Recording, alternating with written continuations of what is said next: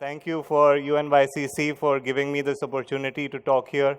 Agriculture as a subject is very close to my heart, is because I learned from my grandfather the importance of agriculture. He was born in a very small village nearby to where we live now in Jalgaon, and he was born in a farming family. So that's where the subject comes from. So thank you very much for giving this opportunity to me. So I have two jobs right now: to make sure I finish fast and to talk to you about how to reimagine agriculture. I hope I can do them both. So how do I imagine agriculture to be in the future? I imagine our farmers to be prosperous. I imagine that all the food that is made to be healthy and nutritious and not just packaged sugar water. I imagine that agriculture will give back to the environment rather than take away from it. But this is what I imagine it to be, but where are we right now?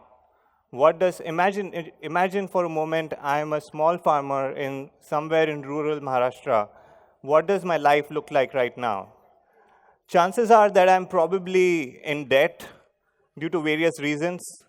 Maybe there was low rainfall and my crop failed. Maybe there was high rainfall, I had a bumper yield, but so did all the other farmers, so the prices crashed. Maybe all the government help and subsidies went to the large farmers who had political connections. Chances are that I'm also illiterate. Chances are that I have only 2 to 3 acres of land, and probably my next generation may get half of it if they're lucky. So this is the situation that is the stark reality of agriculture in India today. Agriculture contributes to around 17% of India's GDP, but gives livelihood to more than 50% of its population. So this is still a very important part of our economy, and we need to find solutions for agriculture. So what can we do to get to where we want to be from where we are today? And there can be many solutions to that, but I'm going to focus on the most important ones. The real problem is that Indian farmers are small and unproductive. So let's take a case study of China here. China also has small farmers. In fact, they have less average land holding size than Indian farmers, yet they are still able to produce 3 to more times in productivity the same things that we produce here in India. So how are they able to do this? It's not just about weather. Let me tell you, the answer is precision agriculture. So let me just give you a brief about what precision agriculture really is. It means giving the plant or the crop exactly what it needs, exactly how much it needs at the right time. A prime example of precision agriculture is drip irrigation, a technology that we produce. It gives water directly to the root zone of the plant, drop by drop, so that you don't have to water the entire field as a flood irrigation, so to say. So this is what it does. It saves water, it conserves the resources, and it improves the productivity. It might be counterintuitive because how can you use less to produce more? Because you can also give nutrients and fertigation through this drip irrigation system. So for example, you can have liquid fertilizer which goes in and it goes directly to the root of the plant. So you give it only what it needs and nothing more. So we talk about improving the productivity of the farmer and reducing the cost and labor of the farmer through these technologies and reducing the use of water through these technologies. And we've seen that farmers have been very successful using this technology. For example, we've had sugarcane farmers who were producing 30 metric tons before using this technology and now have gone to more than 100 metric tons. So what is this magic? And if it is so, why aren't all farmers making use of this technology? First of all, this technology is expensive. Not everybody can afford it, so they need to be incentivized. Second of all, farmers have been doing farming the way they do for hundreds of years, and you need to really convince them to change. So I think one important way to convince them would be to demonstrate how it's done. Like we do in our demonstration farm, we bring 50,000 farmers every year at our own cost. So this is something that the government should take up. Create a demo farm in every district in India so that the farmers can see the true impact of the technology that that it can make in agriculture. So this might take care of our problems with current farming, but what will happen to the mega cities of the future when our population explodes? How will we cater to our food needs in the coming years? So I want the next generation of young farmers to take up this mantle and think a little bit out of the box. And what do I mean out of the box? Let's look at the place that we have here. So instead of having a horizontal farm, let's think of a vertical farm. Imagine building a 30-story or a 50-story building in this compound, which could probably take care of the vegetable demand of half of Bombay. And this is not just something futuristic I'm talking about. It might be for India, but things like this are already happening outside. So I'm hoping that the next generation of young farmers are able to take a step into these new technologies and implement them on the farms in India. But how are we going to inspire them to make this change? The key is in education. 30% of all farmers in India are illiterate. But if you're able to teach them not specifically literacy, but agriculture literacy, and if you show them, for example, there's a program, very nice program called FALI, which is called Future Agriculture Leaders of India.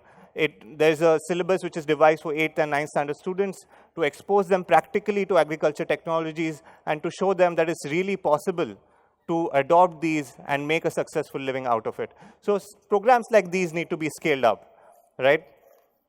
Now, today, the farmer that we have, if we help the farmer in improving his productivity, we teach the farmer in how to use this technology. So what it does is it makes the farmer grow a lot of produce. What's the point of all of that if the farmer does not get the right price for his produce? If, say, tomorrow a farmer produces potato at X cost, is he able to sell it at a X plus 2?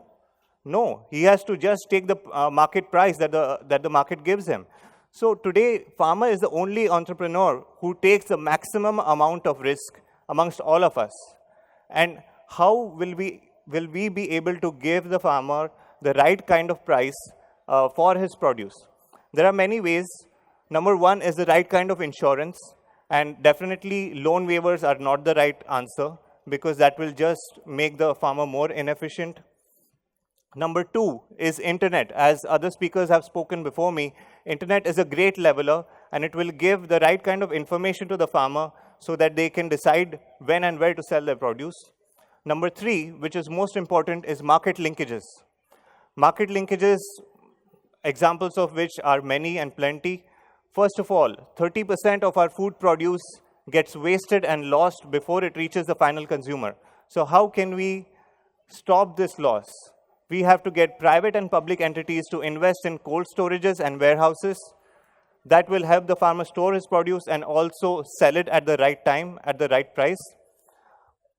Secondly, contract farming. There are many examples of this. We ourselves are dealing with 10,000 onion farmers. We buy from them every year thousands of tons of onion, and we guarantee them a minimum price. What that gives us is regular supply of the onion we need. What it gives them is the security that all their produce will be sold at a certain price. So this is a model that can be replicated multifold, especially if food processing kicks off, which I think it will. Food processing also gives extra value to the farmer by way of directly sourcing from them and then adding value and either selling in the domestic market or the export market. So summarizing, I feel that the most important thing is investment in technology and investment in educating the farmer, which can secure the food, energy, and water security of our nation. Secondly, ensuring that the farmer gets the right price for his produce and does not get carried away by the market forces. But most importantly, and this is the most important thing, farming as a community should get the respect and dignity it deserves from us. It should not be kept last. Farming has to come first. Why? Because they are the ones who provide us with food. I am standing here before you today. I'm not a farmer. I'm a grandson of a farmer, but I'm standing here with you today, and I have respect because I am working in a company, I have a business. But What about the farmer who toils day and night so that we can have food on our plate? Do we ever think about him? We don't. So I dream of a future, I'd imagine agriculture where we can have people who will be proud to call their children as farmers. I dream of an agriculture where, a future where there are no farmer suicides. Most importantly of all, I dream of a future where farming is regarded as the most noble of professions. Thank you very much. Thank you for bearing with me. Good night. Have a good night.